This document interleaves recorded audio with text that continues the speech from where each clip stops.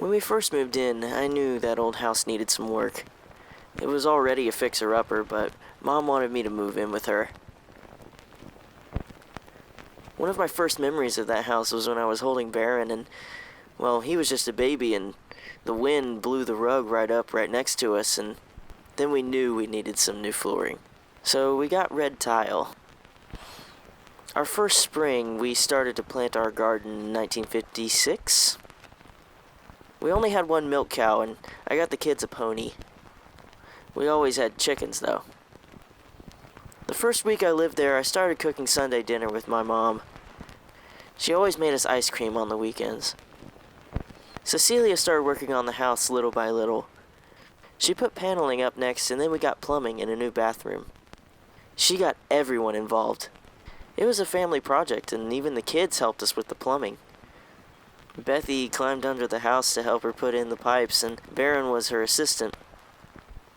It scared me sometimes, but we got it done.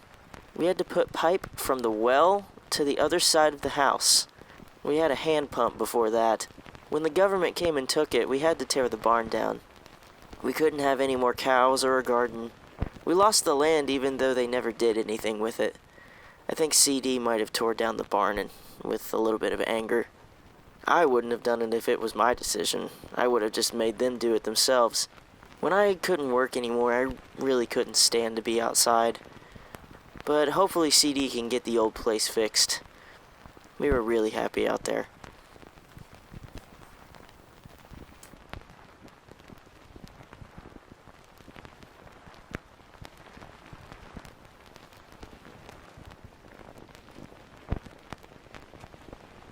This old house was acquired by Mama Dosha in July of 1955. It's probably the oldest house on that road. It was already maybe 200 years old when Mom bought it. It used to be an old store and an apothecary. I was so lucky I got to watch my son, my nieces and nephews and grandchildren grow up there. It was always filled with spirit. There was always plenty of food just for them to grow up healthy. We all worked so hard to fix up that old place and plant a garden. There was always room for all the children that came in, even the neighborhood kids.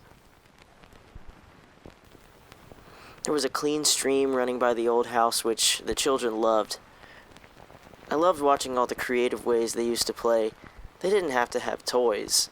They played in the woods with the trees, and in the creek, and anything they could imagine or make believe.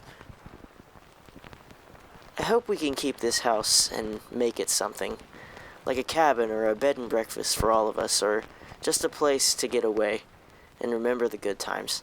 After we initially fixed it up, every once in a while the house would need a repair. We would all chip in and get it done, even the kids. I hope that we can all come together and fix it one more time.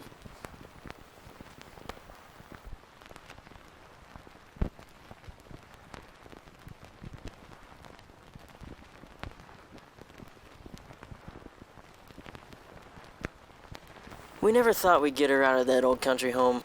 With all the unforgettable memories, I know it was hard for her, and it's still there, which I think comforts her. It will sit empty, but it still stands. I stayed with her a lot whenever I was young. We were always together, and I was kind of like her shadow for many years.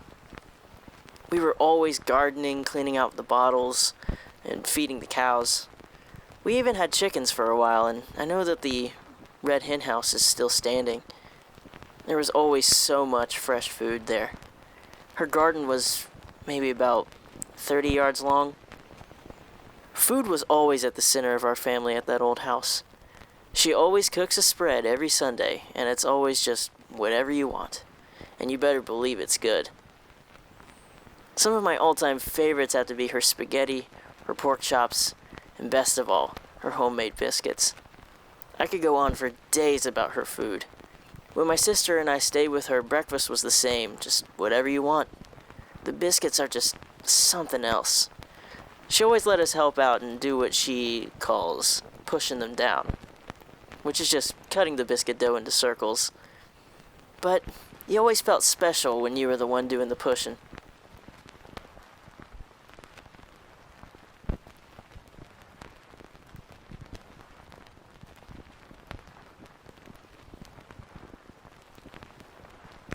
I guess if I had to put it in a nutshell, I'd say that to me it means peace.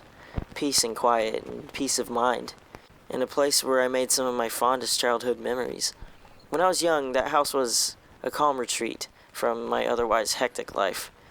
Life at home wasn't the best in the world, whereas at the old house I could relax. I could read, I could go for walks in the woods, I hunted for fossils and arrowheads, and at night I could just watch the shows on the TV that I wanted to watch, or I could just sit quietly and think. I could do these simple things, and I could really only do them without being interrupted or judged at the old house. Actually, at times it felt like the old house was my real home. During summer vacation, I would typically spend a few weeks there. I looked forward to it all year long. My cousin Derek would come and stay there too.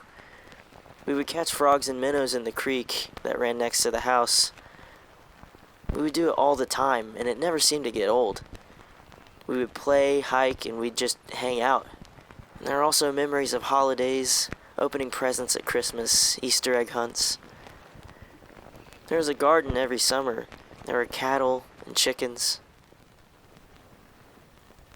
There are also older memories that are vague and less tangible. For example, some of my only memories I have of my mother are from the time I spent at the old house. She died when I was really young, so there are not really memories of us doing anything or things that she said. It's more just memories of feelings, of peaceful feelings. But of course, it's just a house, and what's important is who the house belonged to. It's my grandmother's house. She was the one who provided the peace and love that I desperately needed when I was growing up, and without her, none of it would have meant anything. And I don't know what kind of person I would be if not for the memories I made there, and for the peace and the love that I felt when I was at Mamaw's house.